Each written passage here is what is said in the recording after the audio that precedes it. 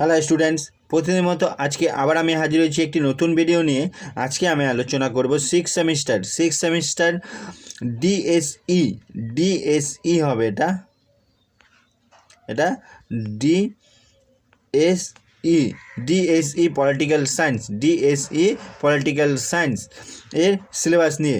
তোমরা যারা আমার চ্যানেলে নতুন তারা চ্যানেলটিকে সাবস্ক্রাইব করে নেবে, তাহলে সবার আগে নোটিফিকেশন তোমাদের কাছে পৌঁছে যাবে। ডিএসইএ এখানে কি বলছে? ভারতীয় রাজনীতির চিন্তাধারা। এখানে কি কি বিষয় তোমাদের পড়তে হবে? 1 নম্বর পড়তে হবে প্রাচীন ভারতীয় রাজনৈতিক চিন্তাধারা, প্রধান বৈশিষ্ট্য ও কৌটিল্যের অবদান। তারপরে পড়তে হবে মধ্যযুগীয় রাজনৈতিক চিন্তাধারা, প্রধান বৈশিষ্ট্য।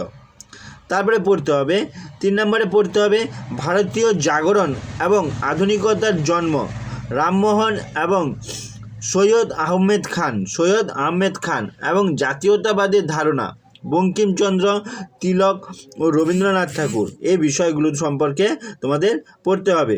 5 নম্বরে পড়তে হবে MK গান্ধী, রাষ্ট্র এবং ট্রাস্টিশিপ সম্পর্কে ধারণা, রাজনৈতিক ধারণার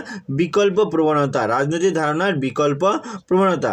তারপরে পড়তে হবে BR আম্বেদকর, সামাজিক ন্যায় বিচারের উপর BR আম্বেদকরের ধারণা।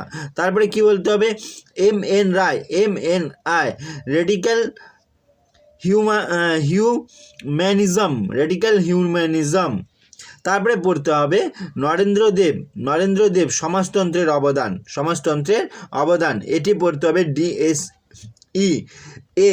যদি তোমরা এটি পড়তে না চাও তাহলে তোমাদের পড়তে হবে ভারত ও তার প্রতিবেশী দেশের সঙ্গে সম্পর্ক।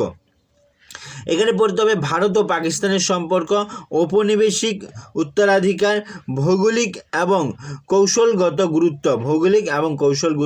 গুরুত্ব, জনসংখ্যাগত সামাজিক সাংস্কৃতিক রচনা, যেমন জনসংখ্যাগত সামাজিক সাংস্কৃতিক রচনা।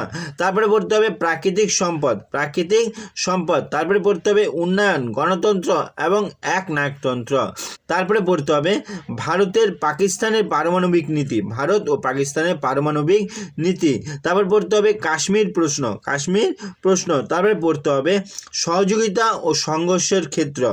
তারপরে পড়তে হবে ভারত ও বাংলাদেশ। এখানে পড়তে হবে ঔপনিবেশিক উত্তরাধিকার। পড়তে হবে ভৌগোলিক এবং কৌশলগত গুরুত্ব, এবং এখানে পড়তে হবে জনসংখ্যাগত সামাজিক ও সাংস্কৃতিক রচনা, প্রাকৃতিক সম্পদ। তারপরে পড়তে হবে উন্নয়ন, গণতন্ত্র, একনায়কতন্ত্র। পড়তে হবে উদ্বাস্তু সমস্যা, গঙ্গার জল ইস্যু। তারপরে পড়তে হবে সহযোগিতা ও সংঘর্ষের ক্ষেত্র।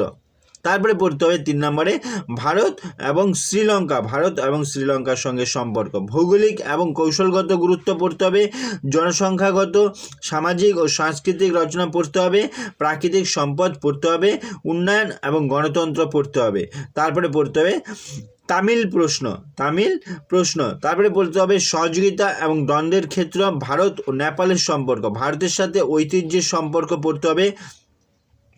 তারপরে পড়তে হবে ভৌগোলিক ও কৌশলগত গুরুত্ব। তারপরে পড়তে হবে জনসংখ্যা ও সামাজিক সাংস্কৃতিক রচনা পড়তে হবে উন্নয়ন এবং গণতন্ত্র।